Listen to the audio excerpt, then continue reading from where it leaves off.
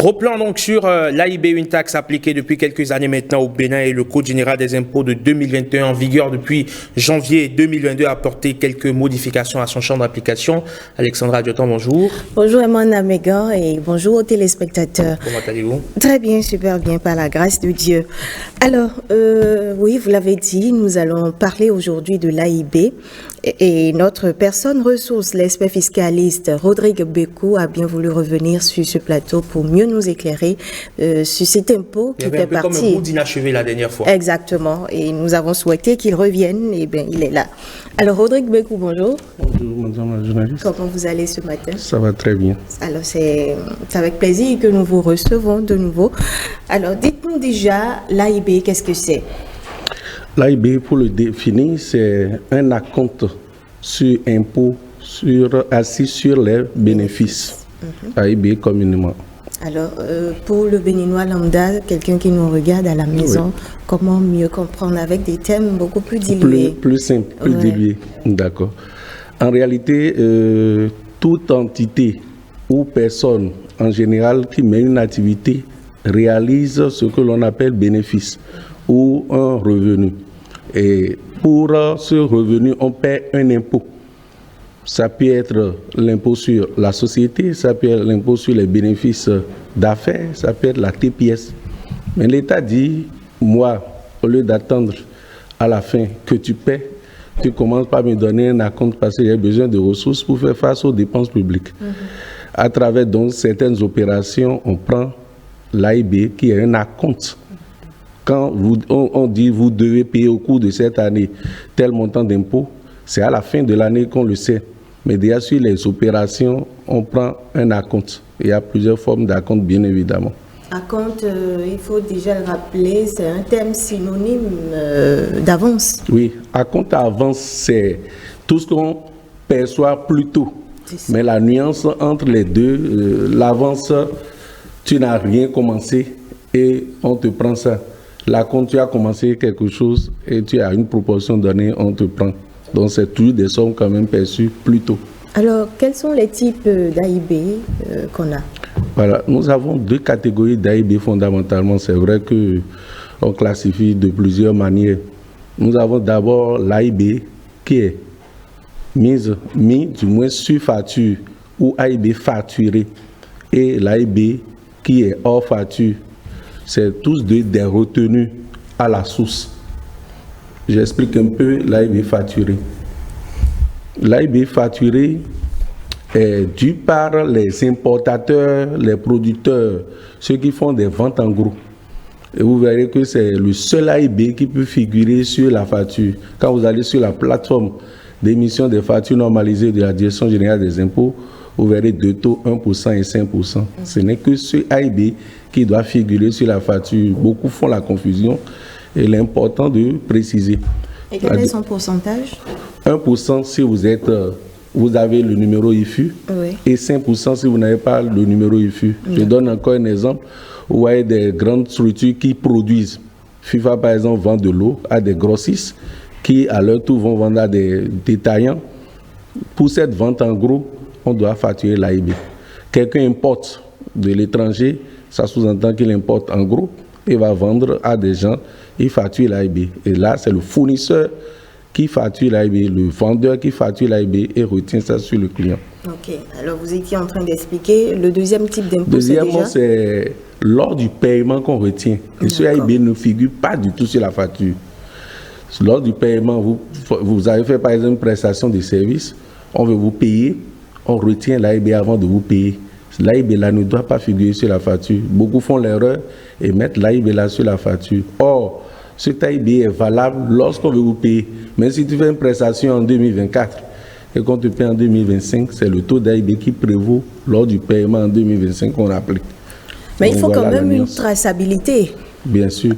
Sur quel document alors apparaît cet AIB? Qu'est-ce qui confirme que je l'ai payé? Lorsqu'on fait la retenue, on va verser aux impôts et on prend la quittance. Et vous avez le droit de prendre une copie de la quittance comme pièce justificative, comme élément de preuve. Ok.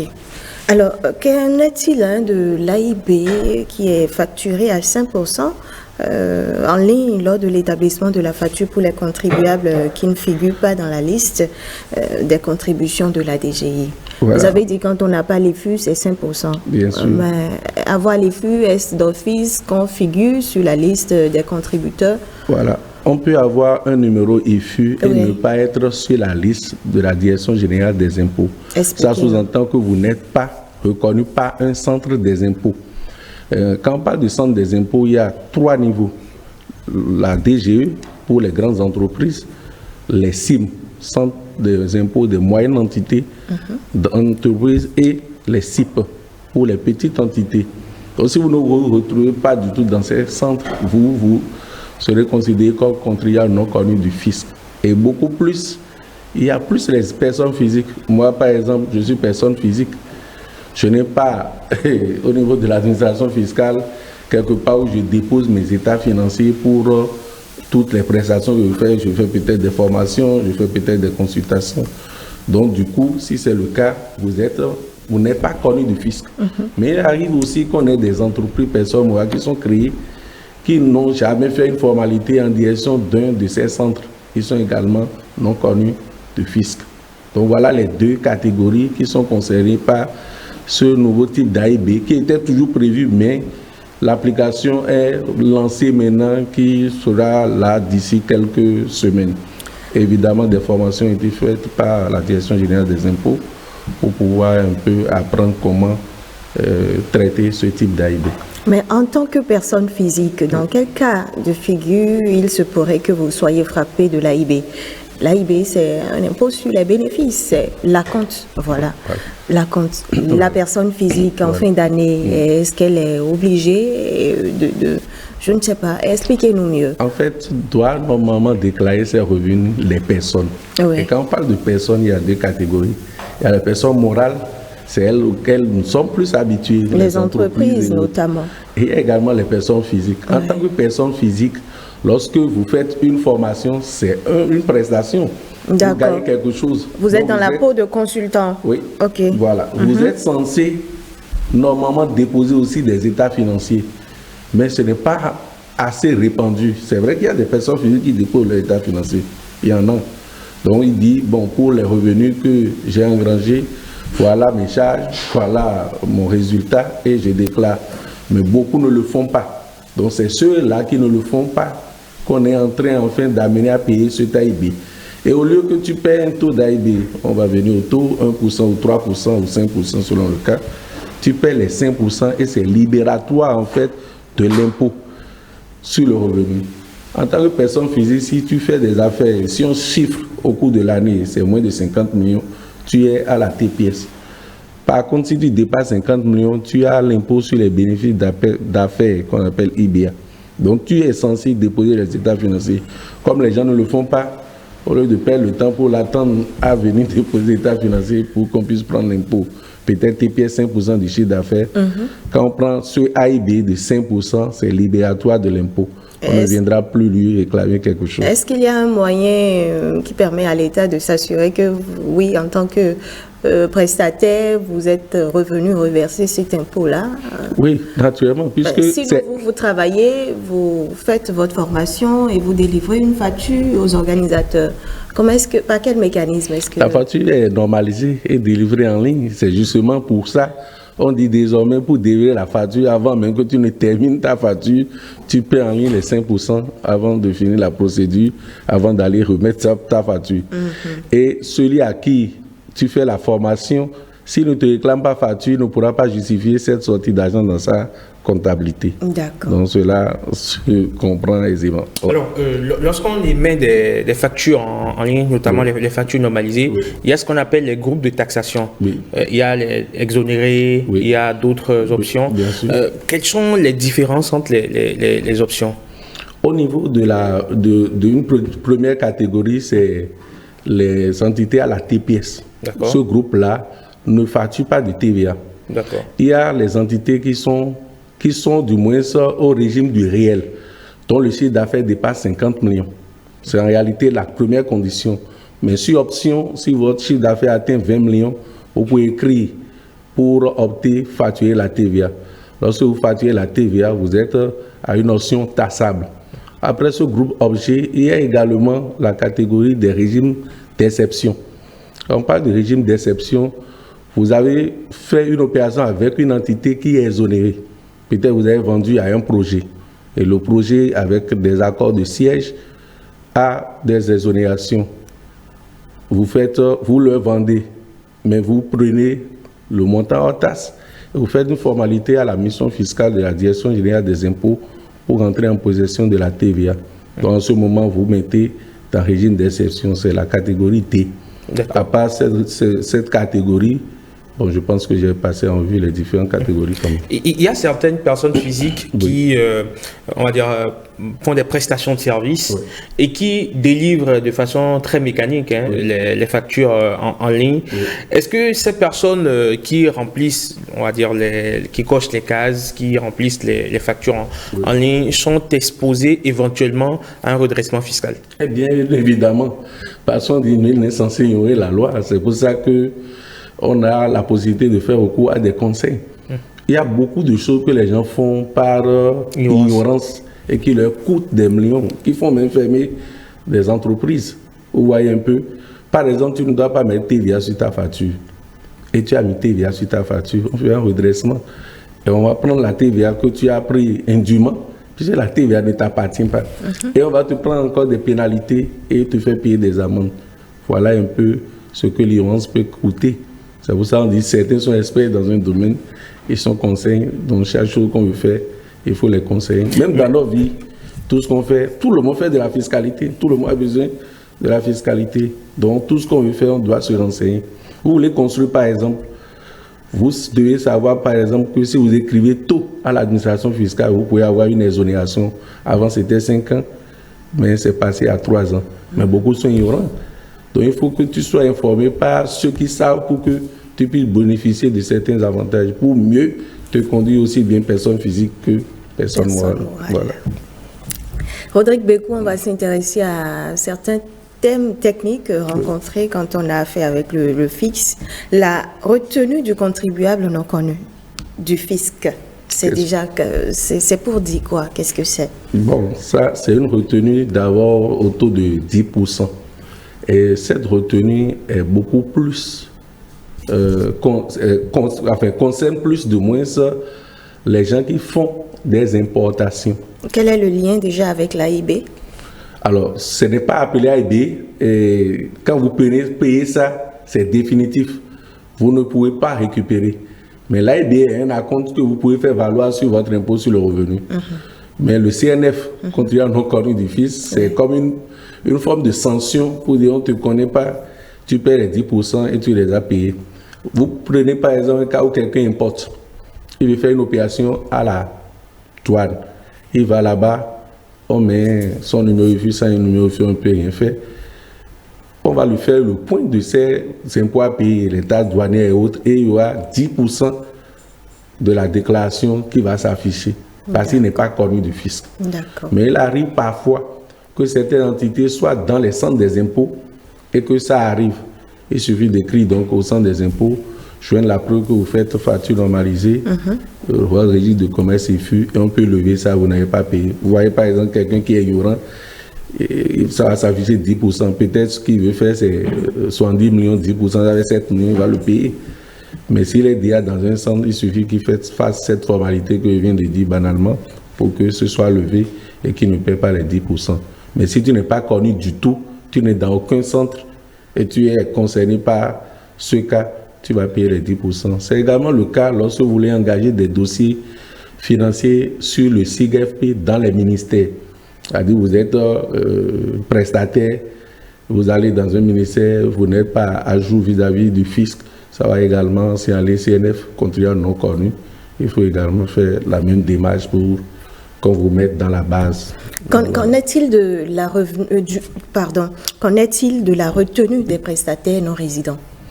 Alors, les prestataires non résidents, c'est un terme qu'on a utilisé, ce n'est pas un AIB pour autant, mais c'est comme un AIB. Il y a par exemple une entreprise italienne qui fait une prestation de service sur notre territoire au Bénin. Donc, il doit pouvoir payer un impôt Alors, lui, s'il paie, il va partir, puisque quand il va payer, l'argent va aller dans son pays. Il faut faire donc une retenue qui est libératoire en fait de son impôt. Son taux est de 20% et c'est sur les prestations de services. Ok. On va passer rapidement aux sanctions en matière de non-retenue ou de retenue sans reversement de l'AIB par le contribuable. Voilà, d'abord, vous êtes obligé de faire la retenue. C'est une obligation.